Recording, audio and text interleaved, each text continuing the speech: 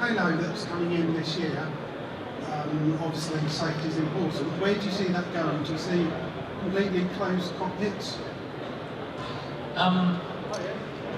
I'll be honest, I'm not a massive fan of the halo. I think on the one side, of course, if you go down the path that if it saves it in one life, then it's worth it, yes. But on the flip side, I think aesthetics are important in motorsport. Motor racing is an emotional thing. In order to attract fans in, I still look at a Jordan 191 and think that is one of the most beautiful race cars I've ever seen. I will still spend 20 minutes staring at it because it's a beautiful race car.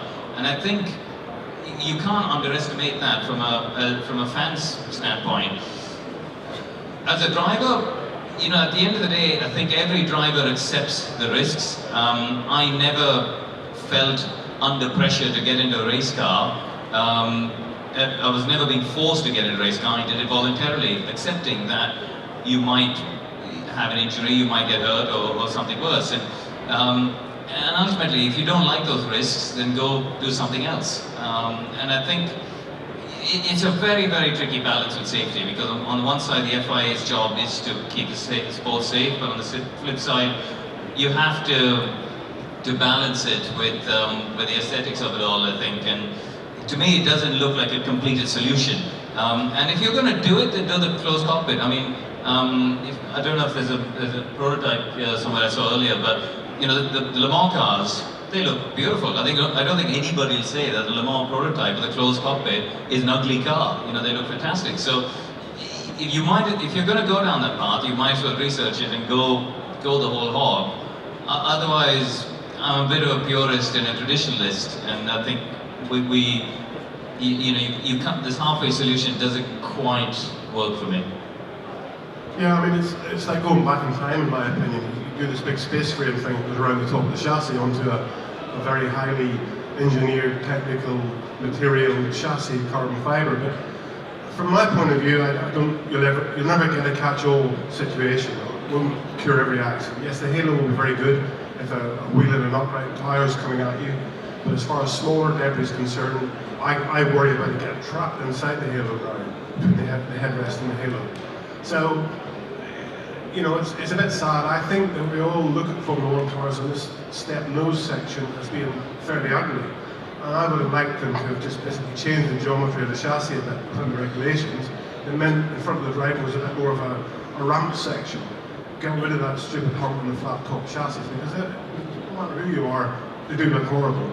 And I think you could put a fairly low deflector on there that would help to reduce a lot of stuff, including top wheels and tyres, springs like Philippe Massa in Hungary, bits of debris. I'm worried now about a front wing getting up of a car, coming up, getting caught in the halo where the driver's head is, because it can't get out again. So there's never a right way, there's never a wrong way. But as Karun says, if it saves one life, well, so be it. But it's not the best solution, I don't believe at all, in any way. And all these teams make new chassis every year, so they change the chassis geometry and alter it so that there was a bit of a ramp effect in front of the driver. It wouldn't be that difficult.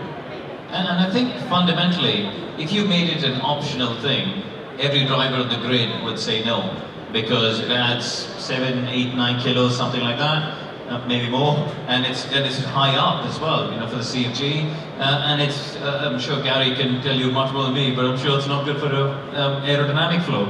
Well, it's not good for aerodynamics, but it's a small disadvantage, I believe. I mean, there's a little bit, but I think that the engineers will overcome that. The problem is it's more like 14 or 15 kilograms. It's very high up, so it isn't going to do the tyres any good.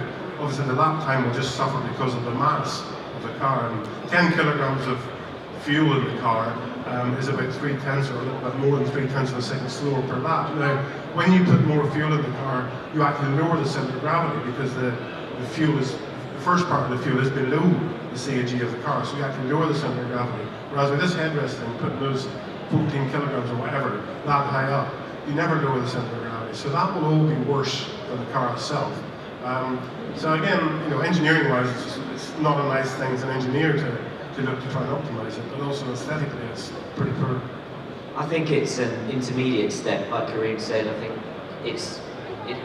it's the most ready solution at the time they want to introduce one. We've tried a few different screen designs, the one we saw on the Red Bull, the one we saw on the Ferrari, and I think they look better, but they had their own problems. I think the Red Bull screen didn't fail in its FIA test, and the Ferrari screen made Vettel feel sick at Silverstone.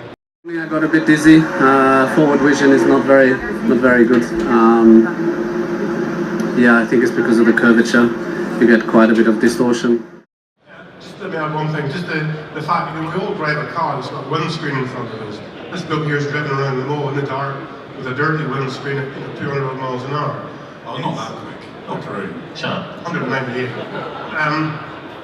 The thing is, you get used to all this stuff. So for Vettel to go out and say it made me sick doing one lap of Silverstone, I think that's pretty poor, actually. You know, you're trying to do something to go forward, and for one driver or a driver to come around and say that, maybe the screen had some distortion, maybe it was just a prototype. But as you said earlier, look at some of these WEC cars sitting around here. They look gorgeous, they've got a good screen there. Yes, you may need a carbon rim around the top of it, like the Halo in a way, to support the end of the screen. But that's all possible. You know, and I think it's a very lame excuse that this thing in front of me, I can't drive with this because it made me sick. Because we all drove here today looking through a windscreen.